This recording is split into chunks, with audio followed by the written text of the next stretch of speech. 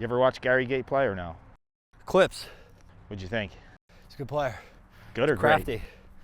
Crafty. Good or great? Great. Yeah. You're the closest thing I've seen to him. Well, that means a lot, but, you know, has a couple more championships, so.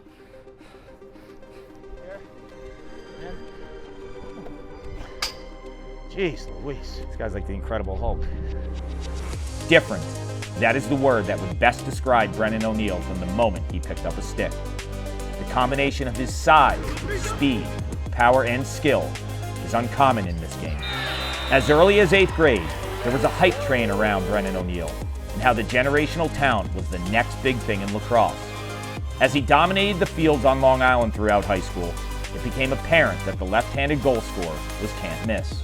Brennan landed in Durham, North Carolina, and from the moment he stepped on the field for Duke, his play at times has been indescribable. He has led the Blue Devils to 2 championship weekend appearances, and he's won the Tewaaraton Trophy. But last summer at the World Championships, when he won gold for Team USA and was named the tournament's most outstanding player as the youngest member of the Red, White, and Blue, he stamped his legacy as an all-time great talent. Brennan O'Neill is unquestionably one of the rarest players the sport of lacrosse has ever seen. Now the only missing piece to his legacy is leading the Blue Devils to a national championship.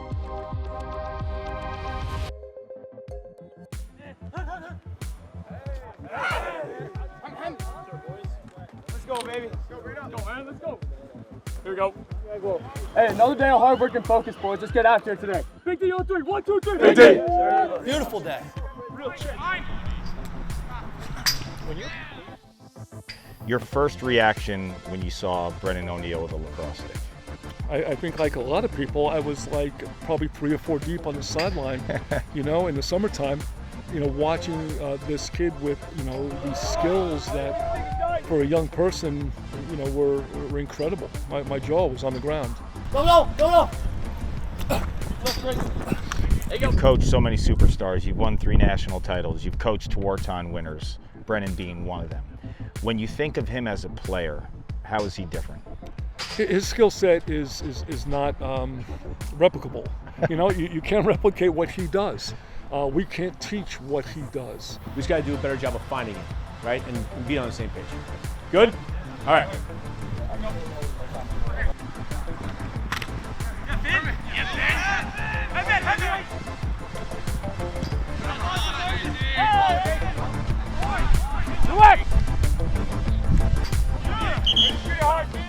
Duke on 3. 1, 2, 3.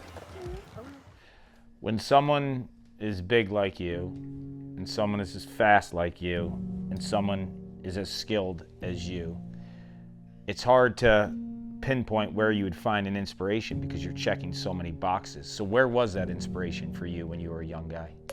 I think I try to model my game after a lot of different players and just pick apart. But I think stick skills wise and the way you use my big frame, Mark Matthews, John Grant Jr., both big lefties who were able to use their body frame. But then I would also look at guys like Paul Rabel and how good he was shooting on the run, and Rob Pennell, who could dodge from X and the question mark and all these, and you just pick apart a lot of different people. Making the jump from high school to college is real. And for you, it seemed pretty seamless. But when you're in that grind, sometimes you feel the jump. What was the hardest part about coming to Duke and playing here? I think definitely the ball movement aspect of college lacrosse was something hard. You have to make decisions extremely quick, and that much quicker in college than high school. But I had a lot of players that really helped me get through that. Other programs, you might get thrown in as a freshman and expected to learn everything yourself, but I had a lot of older guys that really helped me through it. I had Michael Sowers, who was pretty nice learning from him freshman year. Where do you think you've evolved the most since the day you stepped on campus? I've become a more versatile player, and overall just fundamentals that I didn't know before. We call it Duke attackman fundamentals. It's what a Duke attackman should pride himself on, and it's just been constant for 4 years now, and I think I've become a much more fundamentally sound player, but also I'm creative within those fundamentals, which is really nice.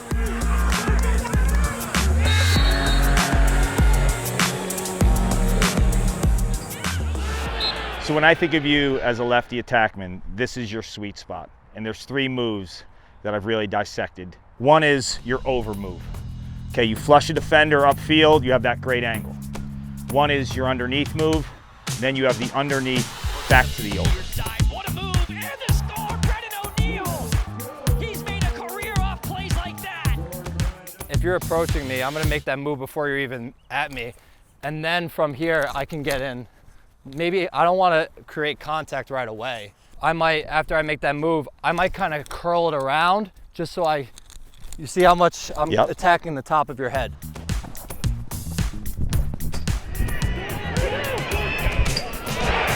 Right before you shoot, you take a step away from the cage. Explain that to me.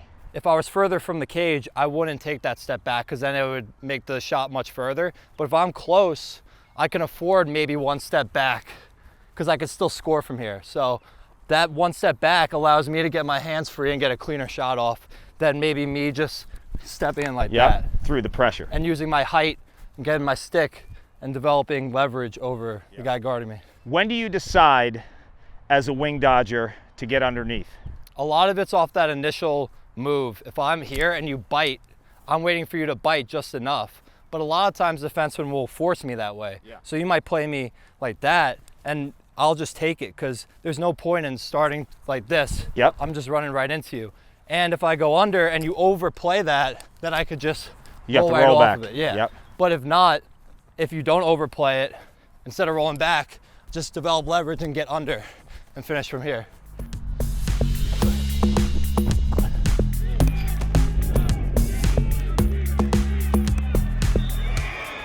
One of my favorite moves I feel like you've perfected is the question mark. Walk me through that. So I'm gonna get into you. 5 yards up, 5 yards out. Yep, and I don't wanna let you dictate where I go. I wanna dictate where I'm going. So I'm gonna really get into you. I'm getting in and I'm protecting my stick with 1 hand. Okay. From here, I'll get to that spot where I feel comfortable and all it is 1 step out and then launch off 1 leg. Get in. Jeez Louise. This guy's like the Incredible Hulk. Playing a little cat and mouse game. It's the counter from the first dodge. It's the question mark, and it's the answer. I think it's so important that your escape foot, it's part of your initial stage of your shooting. I think 1 hand on the stick is really good too. Is that why you started putting tape on the top? Exactly. So I have the tape on the top, so I have that little extra grip. I just started doing this at my junior year. So it's because I'm always here. And as I dodge more from X, I like just having that 1 hand on my stick. Yep. And what I do is when I get out, I punch. Yep. I punch out here just so you can't get in my hands. If I just go right to this, I'm risking like a back check or something. But if I can escape, get my hands out, then I chase my stick. From there, I'm shooting.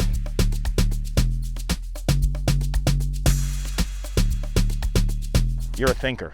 Yeah, I do think a lot. Where do you get the inspiration to think, like in terms of the intricacies of how to do things?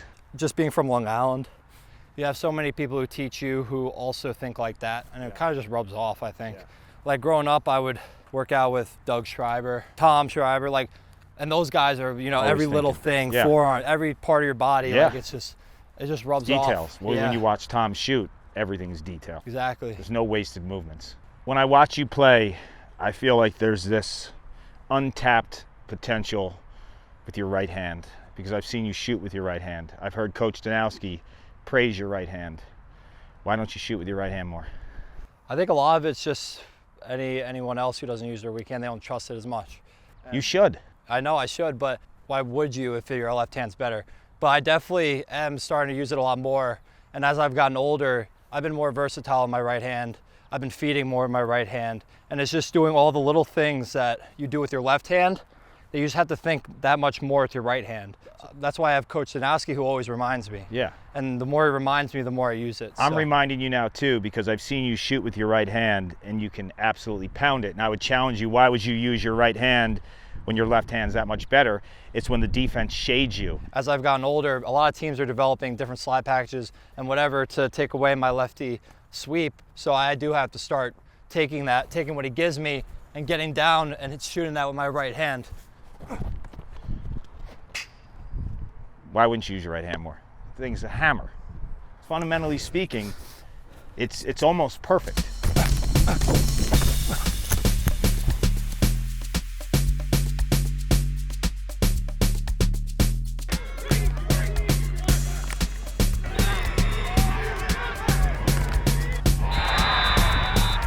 Last season against Syracuse, I saw you take a shot that I don't think I've seen before. It was a twister on the run. Comes back to O'Neill. 38 goals on the season. O'Neill drives, beats Mark upstairs. How did you pull that one off? To be honest, a lot of it's natural instincts, and it's just feeling where pressure is. And it's the stick being an extension of your body. Exactly. Okay, show me that shot. The range of that twister is something I've never seen before.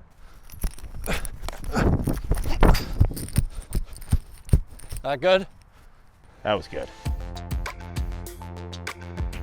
When you have that power cradle and then you drop really low, it could be longer, but it's way more powerful. Why? I think just the further you get your stick back, the more leverage you have, and you just have more time to really snap More it torque down. with your hip, Yeah, too. more torque too. Because the farther your stick is back, the more your hips are popping. Exactly, and I also think it deceives the goalie too, because Yeah, the goalie has no clue where that release is coming from. Oh. Oof. Yeah, that's a lot of power. McAdory to O'Neill. Howard! Opposite pipe, hugging it. Absolute gas. Duke lacrosse. There's been so many great players who've come before you. And now that you're at the final stages of your career, how do you want to be remembered? I want to be remembered as a player that did the right thing. Stories and the way you handled yourself gets passed on from class to class.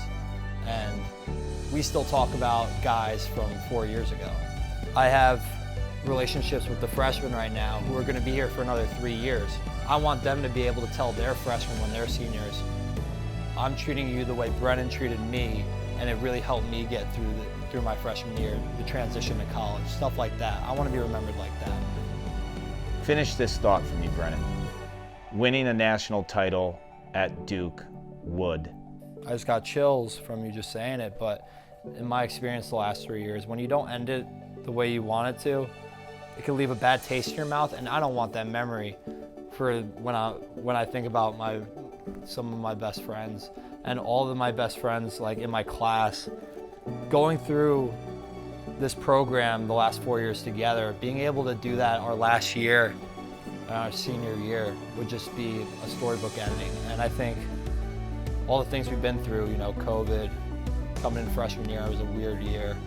Sophomore year, not making the playoffs. Junior year, falling a game short, you know, losing on that last day. It would really bring it all together by ending in a championship. And obviously, there's so many great teams out there, and it's not guaranteed, and we know how hard it is to even get back to that spot, but we're going to do everything we can to get there. So.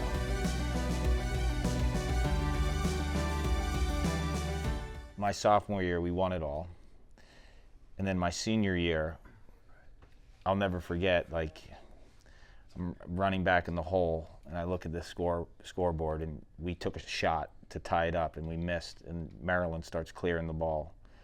And I look at the clock, and there's like 9, 8, and the guy's clearing the ball. The game's over.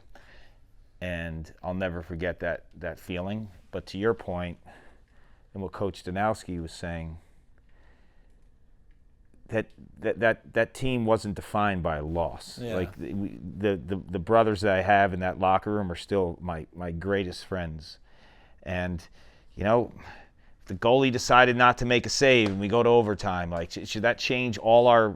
It doesn't make the whole year. No, throw it out. But also, what that moment did for me was it just cemented in the fact that like I had to stay involved with lacrosse in some capacity, because like that was the end. There was no PLL, there was no MLL then. It was 1997, and for me, it was one of the, as crazy as it sounds, it was one of the better moments in my life. And you're probably like, dude, this guy's tapped, but it actually it allowed me to understand how much I love the game, and that I wasn't ready to leave the game. Yeah. So as much as winning is something that like consumes us, because we want that ending, right? We want that ending. Doesn't always happen that way. No. But it doesn't. It's not going to change your legacy. It's not going to change your love for these guys. It's just, it's a crazy concept. When you Yeah, think and if about you've it. never played in a championship, you don't understand it. It's so hard. It's like so many different emotions. I'm never gonna play with the same group. Like the 52 guys together on that last day. Those 52 guys will probably never be in the same room together ever again. Never. And ending like that, you really think it's a failure. But it's such a mix of emotions because you had a great year. You were one of the last two teams playing on the last day. You maximized the amount of time you had together. Yep. And that's what we say, play for like another week with each other. And you've maximized the amount of time you could possibly have, but you still feel like you were a failure. Like earlier, like that year was a failure when it shouldn't be like that. It's really just a mix of like emotions.